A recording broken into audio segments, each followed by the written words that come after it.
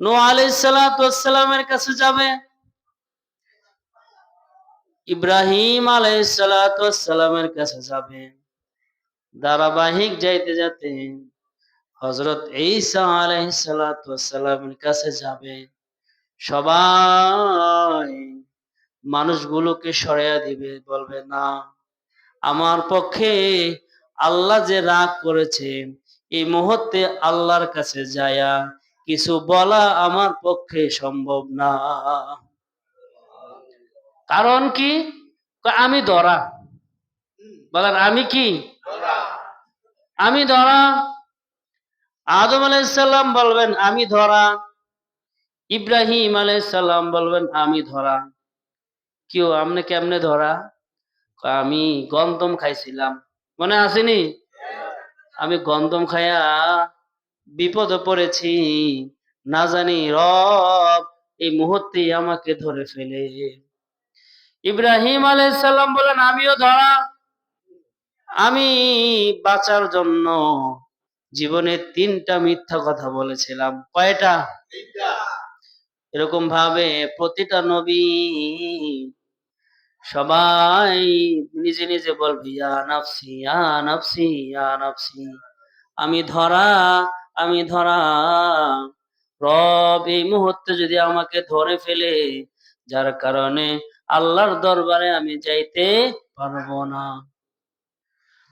সকল মানুষ শেষ মুহূর্তে পয়গম্বর মুহাম্মদ মুস্তাফা সাল্লাল্লাহু আলাইহি ওয়াসাল্লামের কাছে যাবে, যা যখন বলবে হে পয়গম্বর আপনি একটু সুপারিশ করেন, তখন পয়গম্বর সুপারিশের দায়িত্ব নিবে। সুবহানাল্লাহ। পয়গম্বর সুপারিশের কি নিবে? তাহলে যে মুহূর্তে মানুষগুলো বিপদে পড়ে যাবে, সেই মুহূর্তে যে মানুষটা আমাদেরকে বাঁচাবে, সেই মানুষটার প্রতি আমাদের কত মহব্বত করা দরকার, কত ভালোবাসা দরকার। বিপদের সময় তো সে আমাকে উদ্ধার করবে, বিপদের সময় উদ্ধার করবে। মুহাম্মাদুর রাসূলুল্লাহ সুপারিশ করবেন। বুখারী শরীফে রাসূল সাল্লাল্লাহু আলাইহি ওয়াসাল্লাম বলেছেন ইয়াশফাউ ইয়াউমাল কিয়ামাতি সালাসা, কিয়ামতের ময়দানে ৩ ধরনের মানুষ সুপারিশ করবে। কয় ধরনের? কিয়ামতের ময়দানে যে সময় কেউ কাউকে বিপদ থেকে বাঁচাতে পারবে না, কেউ সুপারিশ করতে পারবে না, কোনো ঘুষ চলবে না, কোনো কিছুই চলবে না, সেই মুহূর্তে বাঁচাবে কয়জন? ৩ শ্রেণীর মানুষ। ৩ শ্রেণীর মানুষ আমাদেরকে বাঁচানোর জন্য সুপারিশ করবেন। ১ নম্বরে হলো আল আম্বিয়া, নবীরা সুপারিশ করবেন। বলেন সুবহানাল্লাহ। নবীরা কি করবেন? যত নবী আছে সব নবীরা, আমাদের পয়গম্বর যখন সুপারিশ করা শুরু করবে, সাথে সাথে আরেকজন আসবে, সাথে সাথে আরেকজন আসবে, আস্তে আস্তে সব নবীরা আল্লাহর কাছে সুপারিশ করবে। আল্লাহ রাব্বুল আলামিন সকল নবীদের সুপারিশ কবুল করবেন। তাহলে নবীরা সুপারিশ করবে। দ্বিতীয় নাম্বার সুম্মাল উলামা,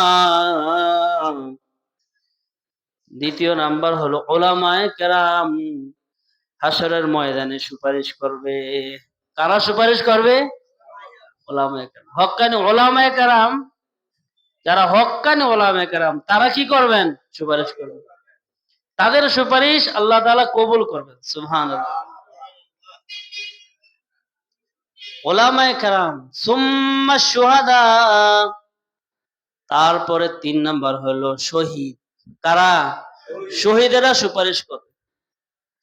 আলেম ওলামা, ওলামায়ে কেরাম যারা রয়েছেন, তারা যারা হক পন্থী, যারা হকের উপরে থাকে, কোরআন এবং হাদিসের উপরে যারা থাকে, যারা মানুষের উপরে ইনসাফ করে, এই সকল হক কানি ওলামায়ে কেরাম হাসরের ময়দানে মানুষের জন্য রহমত হবে।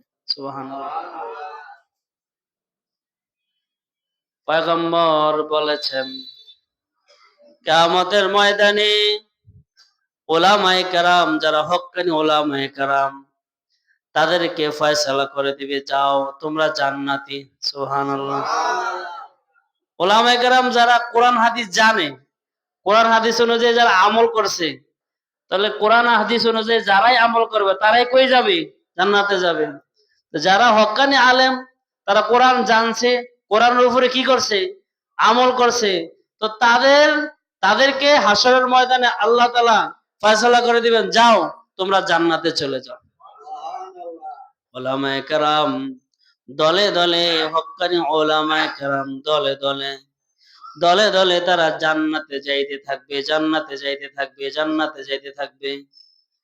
রাসূল সাল্লাল্লাহু আলাইহি ওয়াসাল্লাম বলেন, ইউকালু লিল আলিমি ইয়াউমাল কিয়ামা, কিয়ামতের ময়দানে যখন আলেমরা হাইটা হাইটা হাইটা হাইটা জান্নাতের দিকে চলে যাবে, তো রব্বুল আলামিন ডাক দিয়া বলবে, কুম।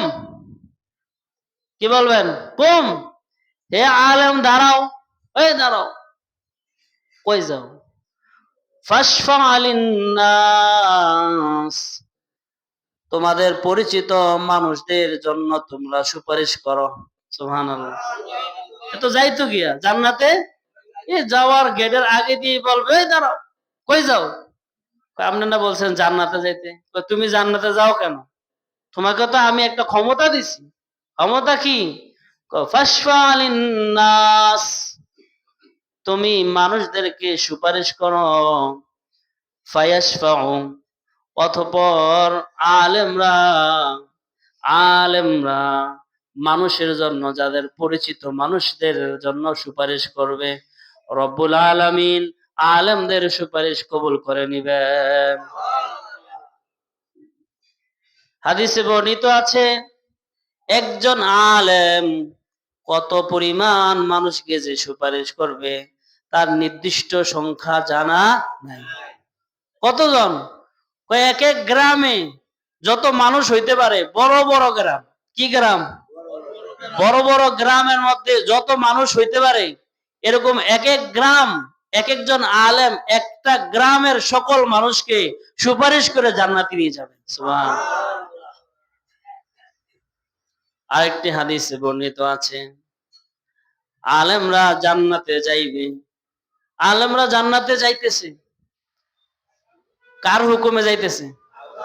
আল্লাহর রহমতে আলেমরা যখন জান্নাতে যাবে, যাইতে থাকবে যাইতে থাকবে, হঠাৎ করে আল্লাহ তাআলা বলবেন, কিফ, হে আলেম দাঁড়াও, দাঁড়াও, কই যাও? আল্লাহ জান্নাতে যাইতেছি। আল্লাহ তাআলা বলেন, ফাশফা লিন-নাস, তুমি মানুষদেরকে সুপারিশ করো। লিমান আহবাবতা, বলেন লিমান আহবাবতা। রাসূল সাল্লাল্লাহু আলাইহি ওয়াসাল্লাম বলেন, আল্লাহ রাব্বুল আলামিন আলেমদেরকে সুপারিশ করতে বলবে, হে আলেম তুমি কই যাও? তো আমি জান্নাতে যাই। কই তোমাকে যারা মহব্বত করেছে, লিমান আহবাবতা, যারা তোমাকে কি করছে? যারা তোমাকে মহব্বত করছে, ওই সকল মহব্বতকারী ব্যক্তিদেরকে নিয়ে তুমি জান্নাতে চলে যাও। ওয়া আহসানতা ইলাইকা, এ আলেম তোমার উপরে যে ইহসান করেছে, কি করেছে? দয়া করেছে। আলেমদের উপরে যারা দয়া করেছে, ইহসান করেছে, মহব্বত করেছে, তাদেরকে সুপারিশ করে তুমি জান্নাতে নিয়ে যাও। আরেকটি হাদিসে বর্ণিত আছে, আলেমরা জান্নাতে যাইতে থাকবে, আলেমরা জান্নাতে যাইতে থাকবে, আর মানুষেরা আলেমদের জান্নাতে যাইতে দেখাটা কি তারা চাইতে থাকবে, আলেমরা জান্নাতে যাইতেছে। বহু সংখ্যক আলেম জান্নাতে যাইতেছে, আর কি সুন্দর চেহারা, নুরানি চেহারা নিয়ে যখন জান্নাতের দিকে রওনা দিবে, হঠাৎ করে পরিচিত একজন ডাক দিবে, আসসালামু আলাইকুম হুজুর, কই যান? তো বলে, আমি তো জান্নাতে যাই। আপনার মনে নাই আপনি আমরা চিনেন না, আমি না আপনার পানি দিছিলাম। সুবহানাল্লাহ।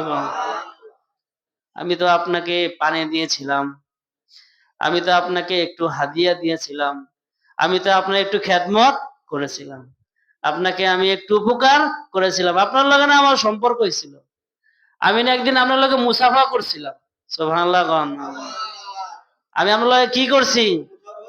বড় আলেম ওলামা, হক্কানি আলেম ওলামা যখন আসে তো ওনাদের হাতে আমরা অনেক সময় মুসাফা করি না, তো এটা মনে করেন না মুসাফা করছি হুজুরে গেছি কি আমি গেছি কি, নাই না, হাসরের ময়দানে এই মুসাফা কি লাগবো, কাছে লাগবে।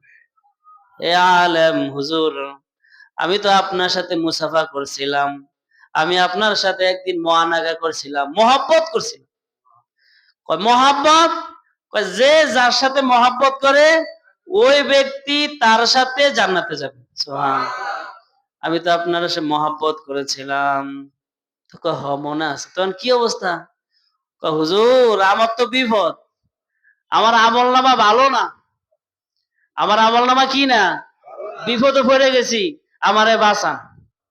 তখন ওই আলেম তারা টান দিয়া ধইরা আল্লাহর কাছে সুপারিশ করবে, আল্লাহ এই আমার সাথে তার সম্পর্ক ছিল, সে আমার সাথে মহব্বত রাখে, তুমি তাকে ক্ষমা করে দাও। আল্লাহ তাআলা ওই আলেমের সুপারিশ কবুল করে ওই গুনাহগার ব্যক্তিকে জান্নাতে দিয়ে দিবেন। হাসরের ময়দানে এরা আমাদের উপকার করবে। হাসরের ময়দানে আমাদের উপকার, এক নম্বর উপকার করবে কারা? নবীরা। দুই নম্বর উপকার করবে কারা? আলেমরা। তিন নম্বর উপকার করবে কারা? শহীদ। যারা শহীদ, আমগো দেশে তো শহীদ নেই, নামে শহীদ আছে, অমুকের ছেলে শহীদ ভাইয়ে, এই শহীদ না। যারা দিন ইসলামের জন্য জীবন দিছে তারা হইলো কি? শহীদ।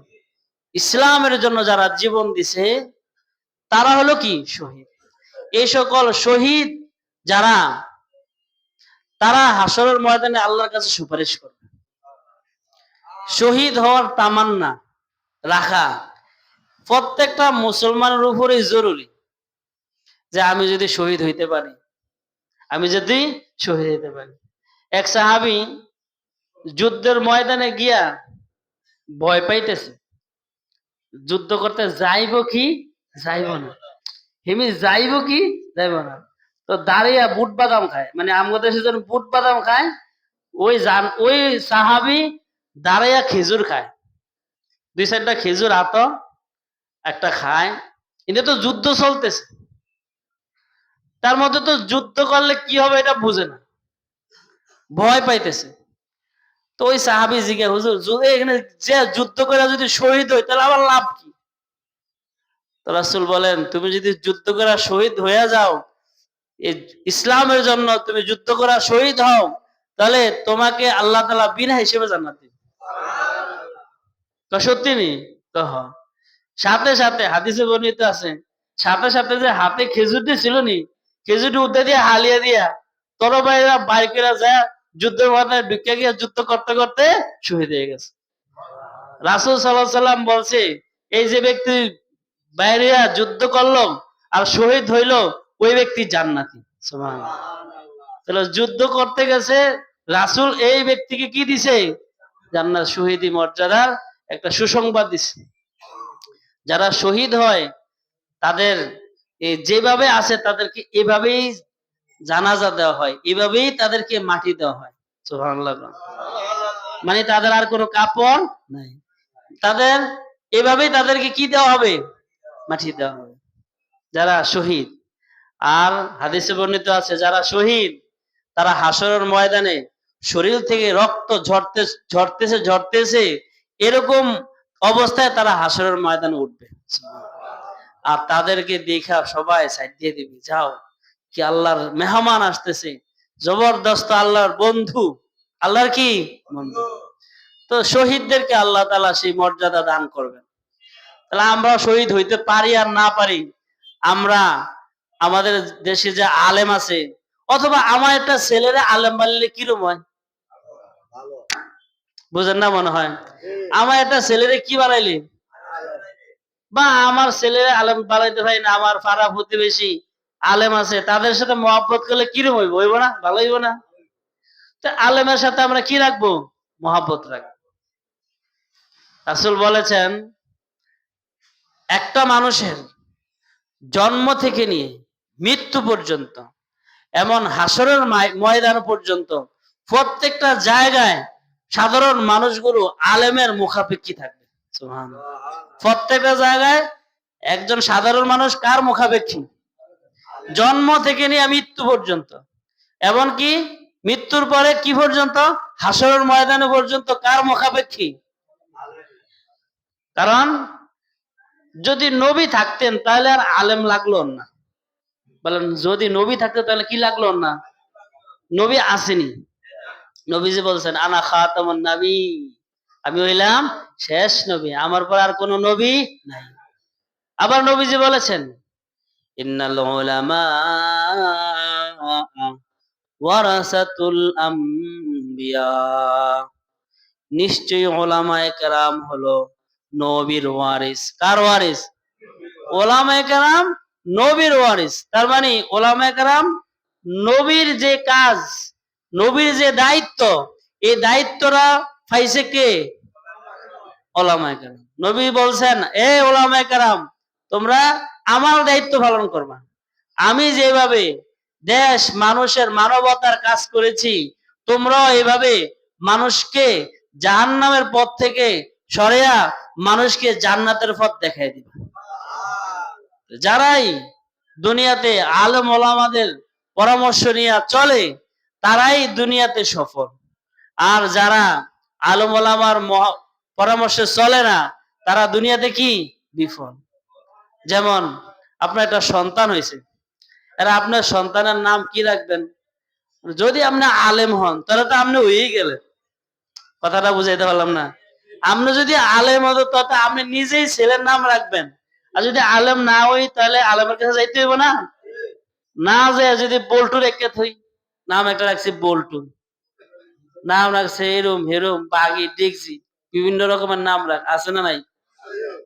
আবার আমাদের দেশে কুসংস্কার আছে যে ছেলে হইয়া মারা যায়, ছেলে হইয়া মেয়ে হইয়া মারা যায়। তো মারা যায় দেখে মানুষেরা বুদ্ধি দিচ্ছে এরকম একটা নাম রাখবি, যেই নাম ফেরেশতারা খুঁজা হইতো না।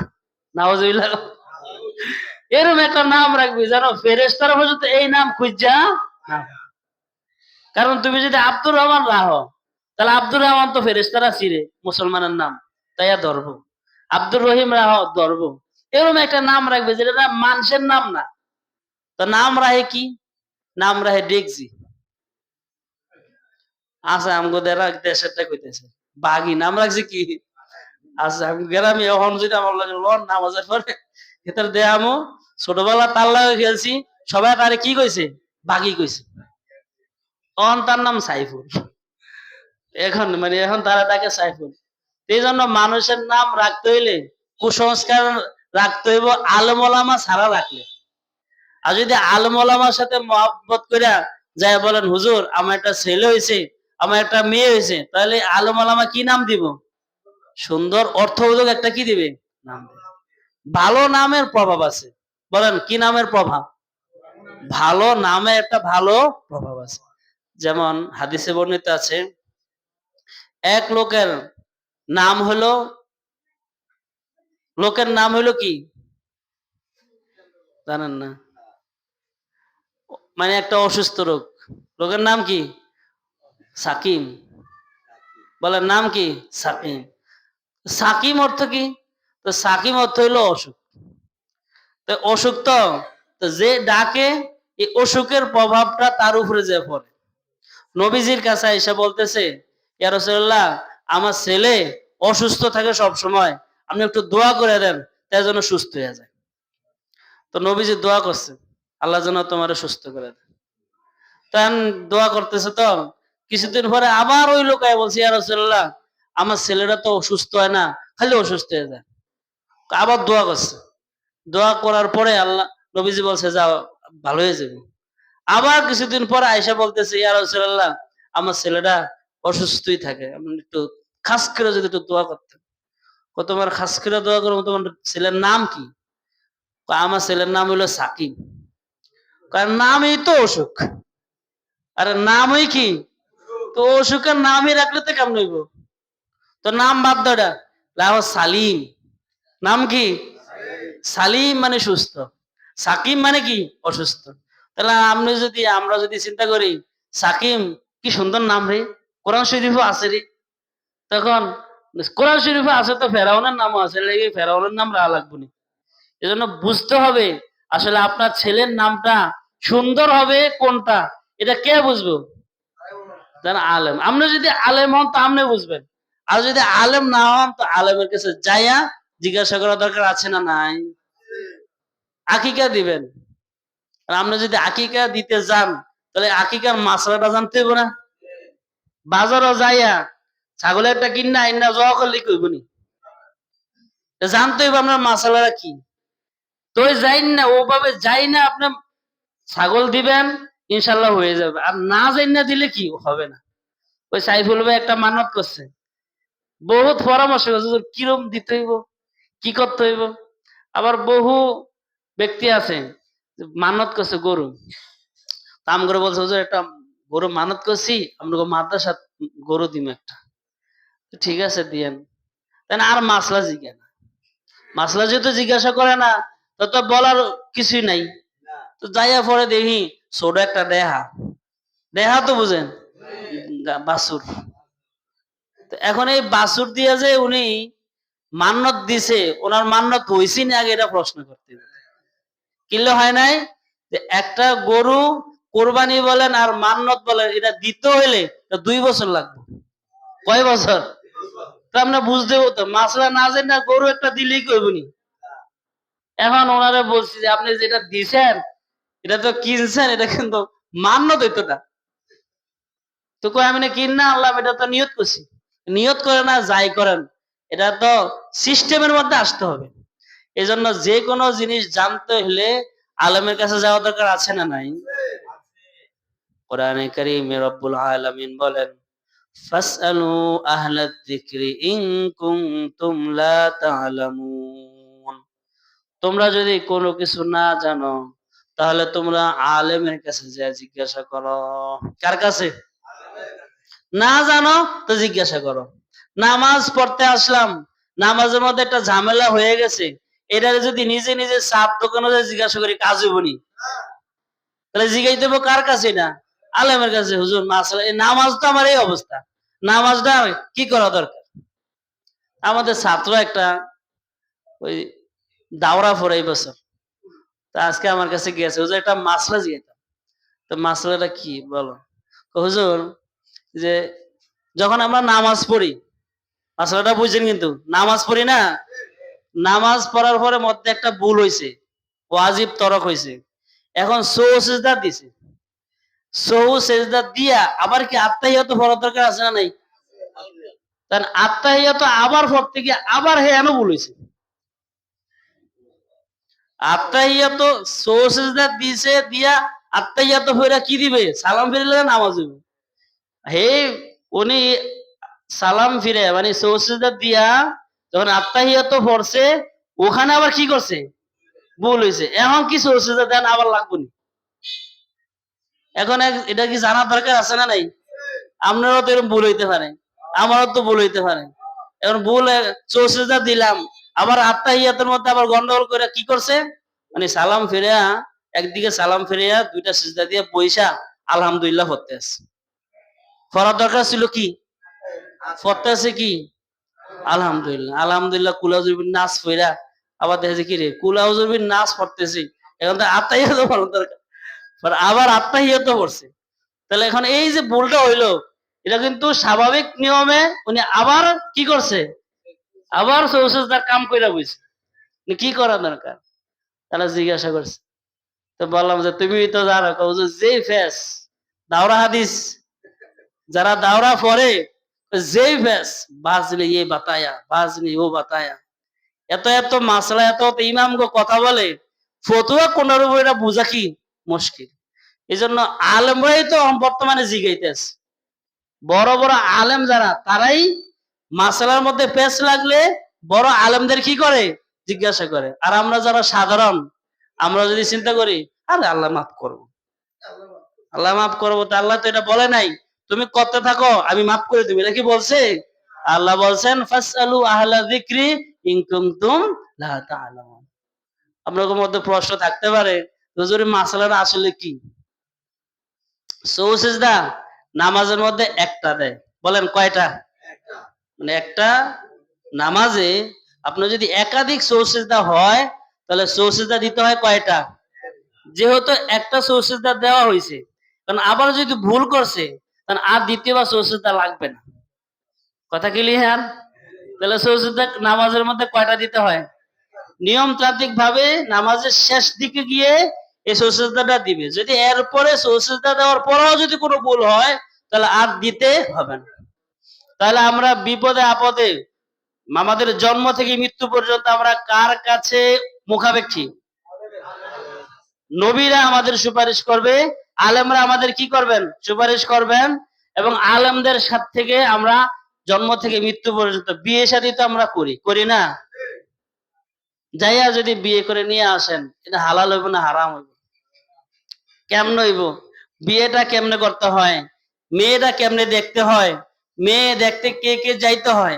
আমরা তো হড়ালা যাই, হড়ালা যাই না, হড়ালা একদিকে বাপ, একদিকে বোনের জামাই, একদিকে চাচা, আরো কি আরো যত বন্ধু বান্ধব আছে সব একসাথে বলে বয়, আর মেয়ে একটা আনে, সবাই এরা চিড়িয়াখানার মতো কি দেখতে থাকে। দেখার পরে হিন্দাসা হুকিয়া এটা কিরম দেখা যায়? ইসলাম তো এটাকে পছন্দ করে না।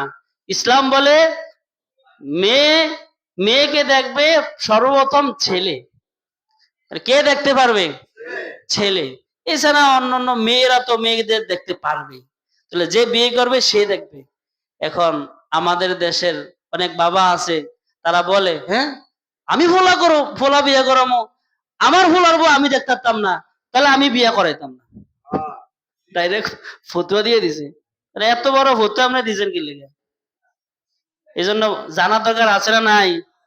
আপনি তো এই বউ এখন দেখতে পারবেন না, বিয়া করার পরে যখন কবুল বলবে, কবুলের পরে এরপরে শ্বশুর হয়েছেন আপনি, ওখানে আপনি দেখতে পারবেন। কথা বুঝেন না মনে হয়? আপনি ছেলে কবুল বলবে, কবুলের পরে আপনি কি হয়েছেন? শ্বশুর হয়েছেন। আল্লাহ মাসালা জানা দরকার আছে। অনেক সময় ঝগড়াঝাটি হয়, এই ঝগড়াঝাটির সময় অনেক ঝামেলা হয়ে যায়, তর্ক বিতর্ক কইয়া বলে, মেয়ে বলে আমার তালাক দে, গোলামের ফুত তুই তালাক দে, গোলামের ফুত তোর উপর ঠাডা বরক।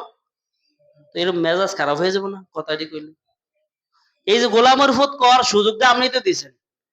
বিয়ে করার পরে আপনার আলেমদের সাথে যাই একটু জিজ্ঞাসা করার দরকার ছিল, হুজুর নতুন বিয়ে করছি, বউরা কেমনে কন্ট্রোল করব, বউ কিভাবে কন্ট্রোল করতে হবে?